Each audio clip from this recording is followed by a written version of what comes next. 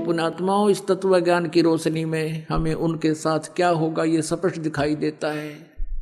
फिर पीछे तू पशुआ की जय दीजय बैल बुना, चार पहर जंगल में डोले तेरा तो ना पेट भरे। पीछे से एक आंध्र प्रदेश के मुख्यमंत्री, उसके बाद एक अरुणाचल प्रदेश के मुख्यमंत्री हेलीकॉप्टर में जा रहे थे। और क्या क्या आशाएं होती हैं। हम छोटे से परिवार के सदस्य होते हैं, एक छोटी सी पोस्ट होती है हमारी, पता नहीं क्या क्या उमंगें होती हैं, ये करूंगा वो करूंगा ऐसा कर दूंगा। ऐसे उनकी तो ना जाने कितनी आशाएं होंगी। और 1 सेकंड में मारे गए, 3 दिन में लाश मिली उनकी, कोई पानी पियाने वाला भी ना मिला उनको समय पर। भगवान को भूल के ये इंसान हवा में उड़ जाता है और भूल जाता है कि तू कभी यहां से जाएगा। जाना सभी को है, लेकिन जाने जाने में अंतर होता है। परमात्मा कबीर जी कहते हैं, आए हैं सो जाएंगे राजा रंग फकीर, एक सिंहासन चढ़ चले एक बंधे जात जंजीर। आप जी जाओगे, आपके लिए विमान आएगा, और जो सत भक्ति नहीं करते, चाहे कोई प्रधानमंत्री मर जाए, उसको बांध कर ले जाएंगे यम के दूत, जैसे अपराधी को ले जाते। क्योंकि जिन हर की चोरी करी और गए राम गुण भूल, ते बिदना बागुल किए रहे उर्दमुख झूल। जो परमात्मा की भक्ति नहीं करते वो परमात्मा के चोर हैं, अपराधी हैं वो लोग। उनको फिर यम के दूत, काल के दूत पकड़ कर ले जाएंगे और आप जी को आदर के साथ सिंहासन पर बैठाकर, विमान में बैठाकर परमात्मा की प्यारी आत्माएं आपको साथ लेकर जाएंगे। और भगवान आएगा इस दास के रूप में। तो आए हैं सो जाएंगे राजा रंग फकीर, एक तो सिंहासन चढ़ कर जा, एक बंधे जात जंजीर। जाने में कितना अंतर हो जाता है। अब परमात्मा की महिमा आपको सुनाते हैं। जब हम परमात्मा कबीर जी की शरण में आ जाते हैं, इस काल का दबाव हम पर नहीं रहता। यदि हम मर्यादा से हीन हो जाते हैं तो फिर हमारे ऊपर परमात्मा का प्रोटेक्शन हट जाता है हमारे ऊपर से, फिर काल का प्रभाव फिर आ जाता है। इसलिए हमने परमात्मा कबीर जी की मर्यादा में रहना चाहिए। और ये नियम आपको बताए जाते हैं, ये आपने बहुत दृढ़ता से पालन करना चाहिए इनका। कबीर साहब कहते हैं, 100 वर्ष सतगुरु पूजा, एक दिन आन उपासी, वो अपराधी आत्मा फिर पड़े काल की फांसी। आप क्या कहने का भाव यह है कि 100 वर्ष तो आप ये साधना करते रहिए जो दास ने बता रखी है, और एक दिन भी आपने अन्य उपासना कर ली किसी देव देवता की या और किसी प्रकार की भी क्रिया, कहते हैं वो अपराधी आत्मा फिर पड़े काल की फांसी। फिर परमात्मा का हाथ हट जाएगा, आपका नाम टूट जाएगा। आपके साथ कहाँ तक भी छल हो सकता है। जैसे किसी भक्त ने 2 वर्ष 3 वर्ष 4 वर्ष 10 वर्ष ये नाम रखा, सब सुख हो गए। अब सुख में ये परमात्मा को भूलकर लोक लाज को ज्यादा मानता है। लोक लाज में आके उसने कोई गलती मर्यादा भंग कर दी तो फिर क्या होगा, भगवान का कनेक्शन कट गया। और उसके बाद जो भी साधना आप कर रहे हो वो नहीं आपको मिल रही। और उसके से पहले आप जी ने जो भी भक्ति साधना धर्म पुण्य आपने कर लिया वो आपके गुड अकाउंट में डिपॉजिट हो गया। आपके पुण्यों में, आपकी भक्ति में वो जमा हो गया। और फिर क्या होता है, उसने एक मर्यादा भंग करी, कोई हानि नहीं हुई। फिर उसने हिम्मत बढ़ की, दूसरी भी कर दी, फिर उसने तीसरी भी कर दी। अब ये सोच बैठेगा वो कि मैं सब कुछ, कोई मर्यादा भी नहीं रख रहा हूं मैं, फिर भी सुख है मुझे। अब वो क्या है कि उसने जितनी बैटरी चार्ज कर ली वह बैटरी चार्ज है उसकी, और आगे चार्जर खत्म हो गया।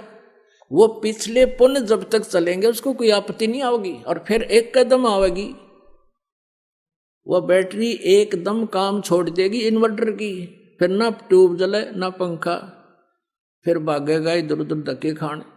तो इसलिए आप जी परमात्मा कहते हैं 100 वर्ष सतगुरु की पूजा, एक दिन आन उपासी, वो अपराधी आत्मा फिर पड़े काल की फांसी।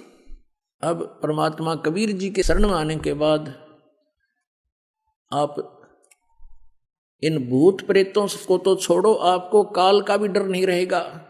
सतगुरु शरणा आयकर धर्मराज डर कैसा है। जो यहाँ का न्यायाधीश है ना, जो यहाँ सभी ब्रह्मा विष्णु महेश तक के भी अकाउंट लेता है, वो अच्छे और बुरे कर्मों का, और उनको दंड देता है। जैसे श्री विष्णु जी ने श्री राम रूप में बाली मारा था, सुग्रीव का भाई, उसका भी दंड उनको भोगना पड़ा। श्री कृष्ण रूप में वही बाली वाली आत्मा एक शिकारी बना, और श्री राम वाली आत्मा श्री कृष्ण बनी। उनके भी पैर में तीर मारकर उनका टिट फॉर टैट बराबर किया। लेकिन परमात्मा कबीर जी की शरण में आने के बाद फिर धर्मराज आपका अकाउंट नहीं लेगा। उसके पास नहीं जा सकते आप, वहां नहीं ले जा सकता आपको कोई। और किसी कारण से गलती से कोई चला गया तो वहां एक फिर आपको याद आऊंगे सत्संग के वचन के गुरु जी तो ये कहा करते कि हमारा हिसाब किताब ये नहीं ले सकता धर्मराज, यहाँ कैसे आगे हम। तो वहां भी आप सच्चे दिल से याद करोगे परमात्मा कबीर जी को, आपको छुड़ा लाएंगे। और जैसे आपको बताया ना, किसी ने 2 वर्ष 10 वर्ष 5 वर्ष साधना कर दी, फिर गफलत कर गया, और उस दौरान की हुई पुण्य कमाई से भक्ति से वो मनमाने जैसे आपको मंत्र दिए जाते हैं सभी इन देवताओं के, प्रारंभ में ये मजदूरी है, इनसे हमने मुक्त होना है, इनसे सुविधा नहीं लेनी कुछ भी, इनका कर्जा हमारे ऊपर है, ये ऋण मुक्त हो जाएंगे। और आप भगवान से दूर होगे तो आपके ऊपर ये कर्जा न्यू का न्यू बना रहेगा, और वही प्रोसीजर फिर शुरू हो जाएगा, प्रोसेस। अच्छे और बुरे आपको दोनों कर्म भोगने पड़ेंगे। और परमात्मा कबीर जी की शरण में आने के बाद आपके पापों का नाश कर दिया जाएगा, केवल पुण्य आपको प्राप्त रहेंगे। तो उन पुण्यों के आधार से जैसे आप प्रथम मंत्र में सभी ब्रह्मा जी, विष्णु जी, शिव जी, दुर्गा, इनके नाम भी और गणेश जी के भी मंत्र आपको दिए जाते हैं, इनकी मजदूरी करके इनकी कमाई करते हो, तो फिर इस आधार से आप कभी कोई तो शिव जी के लोक में चला जाएगा उस एक मंत्र की कमाई से। उसके बाद उसकी पुण्य अक्षीण होने से फिर दूसरे मंत्र की कमाई आपकी कहाँ नाश कराएगा, ये विष्णु जी के लोक में। विष्णु जी के लोक में देवता बनकर नहीं कहाँ कहाँ आपको घुमाएगा, और फिर आपके पुण्य समाप्त होते ही फिर आप ब्रह्मा जी के लोक में जाओगे। वहां भी जब आपकी भक्ति नष्ट हो जाएगी फिर आप मृत लोक पर आओगे और गधे बन जाओगे। अब जैसे आप जी को ये ज्ञान दिया जा रहा है, किसी कारण से आप पर गलती बन भी गई और आप वहां पहुंच गए शिव जी लोक में, विष्णु जी के लोक में, ब्रह्मा जी के लोक में, और वहां आपको ये ज्ञान याद आओगा कि मेरी तो यहाँ भक्ति नाश होगी, क्योंकि ये स्वर्ग क्या है, ये रेस्टोरेंट समझो, होटल समझो। उन रेस्टोरेंट में, होटल में वो व्यक्ति जाता है जिसकी जेब में अच्छी गर्मी हो, पैसा खूब हो, और वहाँ खूब एक बार घंटी दबाते ही, बेल दबाते ही आपको पूछने आएंगे, हाँ जी किस चीज़ की आवश्यकता है। आप खूब मस्ती से खाओ पियो सो ठाट करो, लेकिन आपकी जेब कट रही है, आपके पैसे एक एक सेकंड के खर्च हो रहे हैं। और जब आपकी जेब में पैसा नहीं रहेगा तो वहाँ से पकड़ कर बाजू, और वही बैरे जो आपके आगे खड़े रहते थे होटल से बाहर खड़ा कर देंगे। तो ऐसे ही आपके साथ बनेगा। आप वहाँ स्वर्ग जैसे विष्णु लोक में गए, आपके पुण्य ही आप वहाँ खर्च करोगे। विष्णु जी देना चवन्नी आपको वहाँ पर, आपके पैसे होंगे तो रखेगा, नहीं उसी समय भगा देगा, वहाँ से जाओ। ऐसे शिव की साधना तुमने की है तो शिवलोक में रहोगे, वहाँ समाप्त होती है आपकी पूंजी, तुरंत बाहर फेंक दिए जाओगे। फिर परमात्मा हमें याद दिलाते हैं, शिव मंडल ब्रह्मापुरी चाहे विष्णु लोक में हो, हमरे गुण भूले नहीं तो आने छुटाऊं तो। देख कितने दयालु हैं कि मान ले मूर्ख तने यहाँ गलती कर भी दी, भक्ति नहीं करया, कुछ वर्ष करके छोड़ भी दी, फिर तू वहां जाएगा विष्णु लोक में, ब्रह्मा के लोक में, क्योंकि प्रथम मंत्र की बहुत कमाई आपको करवाई जाती है। तो वहां भी तो मुझे याद कर लेगा, मेरे गुण नहीं भूलेगा कि मेरे से गलती होगी, परमात्मा मुझे बचाओ, मेरी तब भक्ति नाश हो जाएगी। यहाँ पर कहते हैं शिव मंडल यानी शिव के लोक में, शिव मंडल ब्रह्मापुरी चाहे विष्णु लोक में हो, और हमरे गुण भूला नहीं तो आण छुटाऊं तो वहां जब याद करोगे वहां परमात्मा इस दास के रूप में पहुंचेगा आपकी और कहेगा उनको छोड़ दो, ये हमारा बच्चा है। लेकिन आपने एक समय गोल्डन चांस खत्म कर दिया, फिर ना जाने कब मनुष्य जीवन होगा, उसको परमात्मा कहाँ ले जाएगा, अपने लोक में ले जाता है, और फिर उसके आधार से परमात्मा आपके अपने हिसाब से आपको मनुष्य जीवन देता है। अब वो मनुष्य जीवन आपके प्रारंभ हो गए, उस मनुष्य जीवन में फिर संत मिलेंगे, इसी तरह प्रोसेस फिर होगा जो आज हो रहा आपका, और इस प्रोसेस में आप फिर फेल हो गए, फिर धक्के खाए जाइए, चाहे लाख जन्म हो जी इस भक्ति से मनुष्य के, फिर क्या क्या सहारा मिला आपको, चाहे कितना ही फिर मान ले, फिर मनुष्य जन्म तो देगा परमात्मा आपको, नहीं तो वहां तो आपको बर्बाद कर देते वो काल जितनी व्यवस्था थी ब्रह्मा विष्णु लोक के में। लेकिन उस पूंजी को बचाकर आपको मनुष्य जीवन दिला देता है, और मनुष्य जीवन में ही आपका कल्याण संभव है। उसी के लिए परमात्मा स्वयं भी आते हैं, जैसे वेद भी गवाही दे रहे थे रात्रि में आपने देखा, और हमारे जैसे दासों को भी अपनी पावर देकर भेज देते हैं, ताकि इन नालायक का न किसी तरह समझ में आ जाए और ये किसी ना किसी समय में निकल आओ यहाँ से। और तुम फिर रह गए तो परमात्मा फिर आएंगे आपके लिए, और फिर क्या पता आप सिर चढ़ोगे कि नहीं चढ़ोगे। तो अब ये गोल्डन चांस आपके लिए, इसलिए ज्ञान बार बार समझाया जाता है, इसमें चूकना नहीं है, अपना कल्याण करवाओ, मौका दिया भगवान ने। कहते हैं सतगुरु शरणा आए के फिर धर्मराज डर कैसा।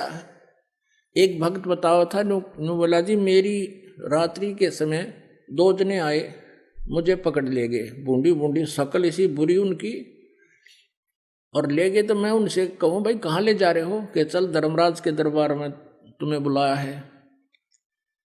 जब धर्मराज के दरबार से हम थोड़ी सी दूर रह गए, मेरा याद आई कि धर्मराज के पास तो हम जा ही नहीं सकते।